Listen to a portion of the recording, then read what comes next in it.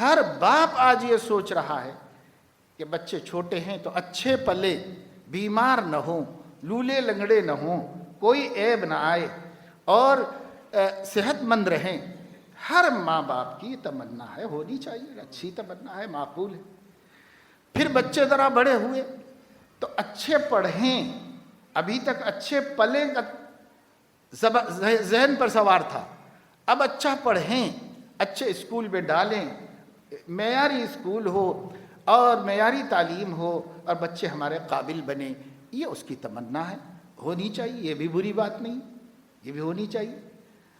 اور اس کے بعد بچے جوان ہوئے تو اچھے کالج کا انتخاب کریں اور سوچیں زمانے میں کون سی لائن میں بچے کو آگے بڑھانا چاہیے، کیا پڑھانا چاہیے، کون سی ڈگری اس کی روزی روٹی کے لیے بہتر ثابت ہو سکتی ہے، اس کے لیے سوچتے ہیں، بہت کچھ سوچتے ہیں۔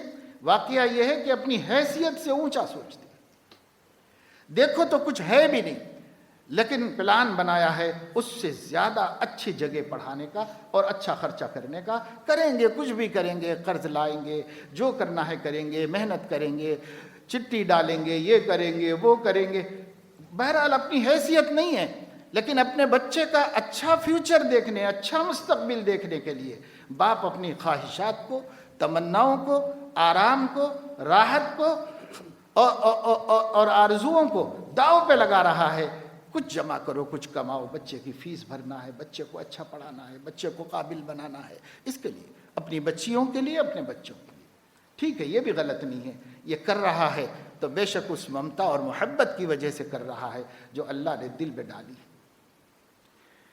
پھر اس کے بعد اچھے گھر میں بیاہ ہوں، اچھی بچی تلاش کروں، اچھا نکاح کروں، اس کو بھی خوشی ہو، خاندان بھی خوش ہو جائے، اور پھر اس کے بعد ہمارے بچے پلیں بڑھیں، اچھے کھائیں، اچھے مکان میں رہیں، اچھی سواری استعمال۔ یہ ساری چیزیں بری تو نہیں ہیں اور یہ سوچنا غلط بھی نہیں ہے، لیکن میرے پیارے دوستو غور کرو کہ اس میں سے کسی ایک چیز کا بھی تعلق اس کے تعلق مع اللہ سے ہے، ایک چیز کا بھی تعلق اس کے ایمان سے ہے، اس کی توحید سے ہے، اس کی رسالت اور نبی کے ساتھ عشق و محبت سے ہے، قرآن کی عظمت کے اس کے دل میں اترنے سے اس کا کوئی تعلق ہے، اور ایمان والی زندگی گزارنے کے جذبات اس میں برافروختہ کرنے کے اس سے کوئی تعلق ہے؟ ایک فکر بھی نہیں کی کہ بچہ اللہ والا ہو جائے، ایک فکر بھی نہیں کی کہ بچہ نبی والا ہو جائے، اس کی فکر نہیں کی۔ ساری دنیا کہتی ہے کہ صاحب بڑے اچھے والدین ہیں، انہوں نے بچوں کے ساتھ بہت اچھا کیا۔ ٹھیک ہے، ایک وقت آئے گا جب نبی پوچھیں گے بچوں کے ساتھ آپ نے کیا کیا، اس وقت نبی بھی کہیں کہ تم نے اچھا کیا، اللہ بھی کہیں تم نے اچھا کیا، تب تو اچھا ہے، اور اگر وہ نہ مانے تو کچھ بھی اچھا نہیں، سب برا کیا ہم نے کیا تو اس لیے میرے دوستو جو کر رہے ہیں ہم اس کی مخالفت نہیں کرتے، لیکن جو نہیں کر رہے ہیں اس کی یاد دہانی کرتے۔ کیوں نہیں کر رہے ہیں بچوں کے تعلق مع اللہ کی فکر؟ کیوں نہیں کر رہے ہیں ان کو اللہ کی عظمتوں کا استحضار؟ کیسے آئے گا ان کے دلوں میں؟ کیسے مانیں گے کہ اللہ زمین آسمان کا مالک ہے؟ آج کے دور میں تو توحید اور معرفت رب کی اتنی زیادہ ضرورت ہو گئی ہے کہ آج اس کے بغیر مومن باقی رہنا مشکل ہے۔ ساری دنیا غیر اللہ کی طاقتوں کا ایسا ماحول بنا چکی ہے اور بناتی چلی جا رہی، سب غیر اللہ کی طاقت بتا رہے ہیں، غیر اللہ میں یہ طاقت ہے، روز اخبار پڑھو، روز خبریں پڑھو، غیر اللہ کی طاقت ہے، غیر اللہ کی جو چاہیں کر لے۔ آج یہ ماحول بنا دیا گیا ہے، جیسا ہمارا ملک ہے، اب سب کی زبان پہ آ گیا، سوشل میڈیا پہ آ گیا، بڑے بڑے لکھاڑ لوگ لکھ رہے ہیں، بہت سے بولنے والے بول رہے ہیں، بہت سے سیاس لوگ اپنی اسپیچز میں، تقریروں میں اس کا اظہار کر رہے ہیں، رونا رو رہے ہیں کہ صاحب ایک جماعت ایسی ہے جو کرنا چاہے کر لے سکتی ہے، اس کو کوئی نہیں روک سکتا۔ یہ بات اتنی کہی جا رہی ہے کہ مسلمان بچوں کا ذہن بھی یہی بنے گا، اللہ کی ذات عالی سے ہونے کا ان کا کوئی ذہن نہیں۔ سپر پاورز جو چاہے کر سکتے ہیں، یہ ذہن پورے ورلڈ میں بنا دیا گیا ہے کہ فلاں کے پاس اتنی طاقت ہے، فلاں کے پاس اتنی طاقت ہے، وہ چاہیں تو دنیا کو مٹا دیں، وہ چاہیں تو یہ ہو جائے، وہ چاہیں تو وہ ہو جائے۔ اتنا اتنا اتنا کہا جا رہا ہے، سنا جا رہا ہے، پڑھا جا رہا ہے، لکھا جا رہا ہے کہ اب وہ ایمان بن رہے ہیں، اور جو چیز ایمان بننا چاہیے تھی وہ پچھلے خانے میں ڈالی جا رہی ہے۔ طاقت نسیان کے حوالے ہے کہ طاقت تو اللہ کی ہے، الیس اللہ بأحکم الحاکمین، کیا سب حاکموں سے بڑا حاکم اللہ نہیں ہے؟ آپ کو ایک سوال آ سکتا ہے کہ بھئی پھر ایسا کیوں ہو رہا ہے؟ تو ہو اس لیے رہا ہے کہ ایک تو اس حاکم اعلیٰ کو جو کرنا چاہیے کرنے کا حق حاصل ہے، وہ کرتا ہے، اور دوسرے ہمارے نبی نے بتایا ہے کہ وہ حاکم اعلیٰ موافق حالات اتباع کے بعد کرتے ہیں اور مخالف حالات نافرمانیوں کے بعد بناتے ہیں۔ حالات اگر ہمارے مخالف ہیں تو اس حاکم اعلیٰ اور احکم الحاکمین نے ہمارا حال دیکھ کر یہ سب کچھ کیا ہے۔ اب اگر ہم حال بدلیں گے تو وہ بھی بدلے گا اپنا فیصلہ۔ ان اللہ لا یغیر ما بقوم حتی یغیروا ما بانفسہم۔ ہمارا حال کیا ہے؟ ہم نے اپنے بچوں کو دین نہیں سکھایا، ایمان نہیں سکھانا بھی نہیں چاہ رہے ہیں۔ کتنے گھرانے ایسے ہیں جو سکھانا بھی نہیں چاہ رہے ہیں، اس واسطے کہ وہ یہ سمجھ رہے ہیں کہ اگر بچوں کو یہ سب مذہبی دینی باتیں بتائی جائیں تو بچے پرانے خیالات کے ہو جائیں۔ اور آپ کا خیال تو پرانا ہی ہے، 1442 برس پرانے خیال پر ہی جانا ہے۔ چاہے دنیا کتنی بھی آگے جائے، دنیا کے ساتھ ہم ہیں، کھانے میں، پینے میں، رہنے میں، سہنے میں، سہولیات میں جو چیزیں پیدا کی جا رہی ہیں، جو ٹیکنالوجی وجود میں آ رہی ہے، اس سے جو راحتیں مل سکتی ہیں، اس سے جو آرام حاصل ہو سکتا ہے، آپ کو کس نے منع کیا؟ لیکن خیال آپ کا 1500 برس پہلے کا خیال وہی ہوگا جو سیدنا محمد الرسول اللہ صلی اللہ علیہ وسلم نے دیا تھا۔ آپ اس خیال کو چھوڑ نہیں سکتے، اور اس خیال کو چھوڑ کر مومن باقی رہ نہیں سکتے۔ اس لیے اب اپنے بچوں پہ محنت کرنا ہوگا، محنت کرنا ہوگا۔ اگر خدا نخواستہ آنے والے دور میں ہم سے یہ کہا جائے کہ دیکھو یہ ہے، ہم نے کچھ اصول بنا دیے، 15 دن میں مان لینا پڑے گا، اور نہیں مان لو گے تو پھر ہمارے ظلم و ستم کا سامنا کرنا پڑے گا، اس وقت توحید والے بچ سکیں گے، ورنہ سب کے سب اس وادی ہلاکت میں گر کر ایمان و دین کا سودا کر بیٹھے۔ کیا کر رہے ہیں آپ اپنے بچوں کو مسجد کا ادب نہیں سکھا سکے، آپ خدا کا احترام کیا سکھائیں گے؟ آپ نبی پاک صلی اللہ علیہ وسلم کی عظمت کیا سکھائیں گے؟ ان کی ایک ایک سنت کی وقعت کیا سکھائیں گے؟ اب ایسے ایسے پیدا کر دیے گئے ہمارے درمیان میں کہ اسلامی نام رکھ کر کے کہہ رہے ہیں کہ یہ سب دین نہیں ہے، یہ دین نہیں ہے، یہ دین نہیں ہے، یہ دین نہیں ہے۔ تو دین ان کے باپ کی جاگیر تھوڑی ہے، دین قرآن حدیث ہے، دین ان کا کہنا نہیں ہے۔ دین میں کیا کہا جا رہا ہے؟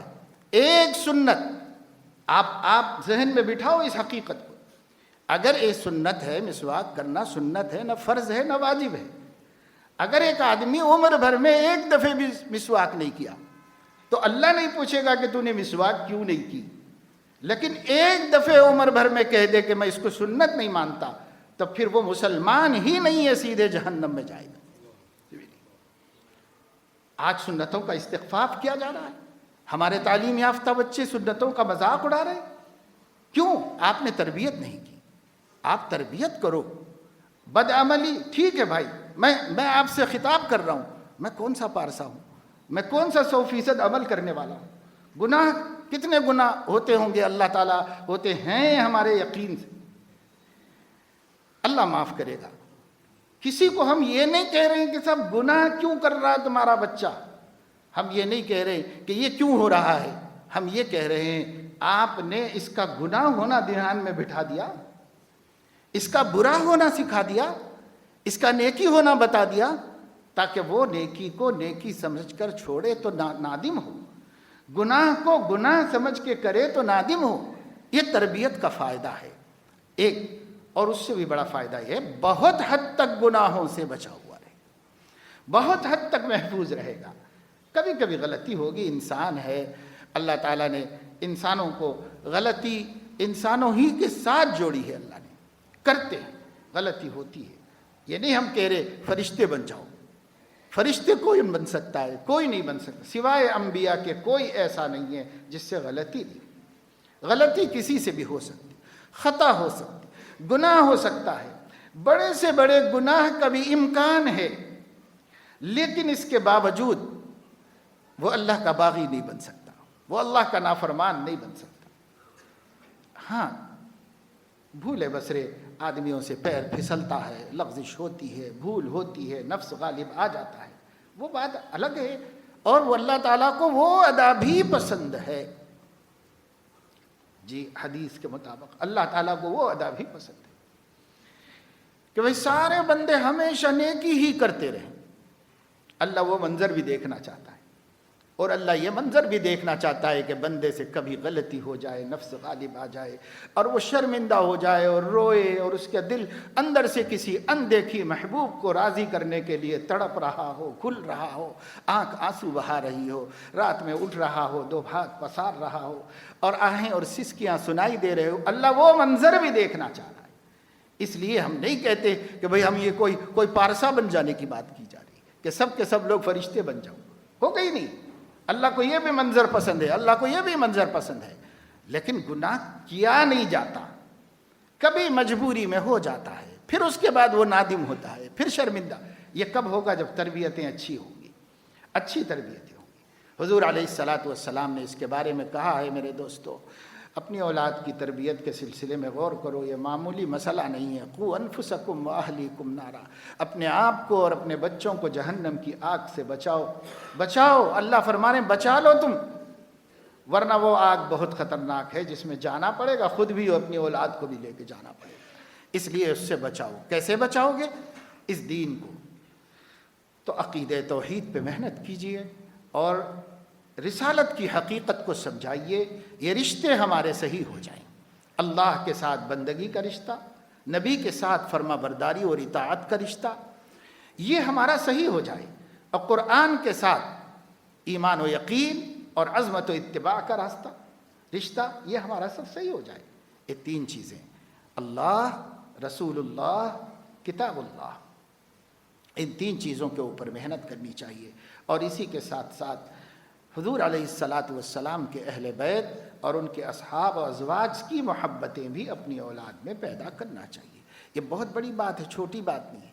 حضور علیہ الصلاۃ نے فرمایا کہ اپنی اولاد کی تربیت کرو اللہ کی محبت، میری محبت اور میرے اہل بیت کی محبت پر۔ یہ معمولی ہدایت نہیں ہے، یہ بہت اہم ہدایت ہے، اس واسطے کہ آپ کے اہل بیت اور آپ کے اصحاب کی محبت پر تربیت ہوگی۔ اسوہ تو وہی لوگ ہیں نا، جب ان کی عزیمتیں، جب ان کی ہمتیں، اور جب ان کے یقین، اور جب ان کے ثابت قدمیاں تاریخ میں ہمارے سامنے آتی جائیں گی، تو ہمارے بچوں میں اپنے عقیدے کے لیے، اپنے ایمان کے لیے ایسی مضبوطی آئے گی۔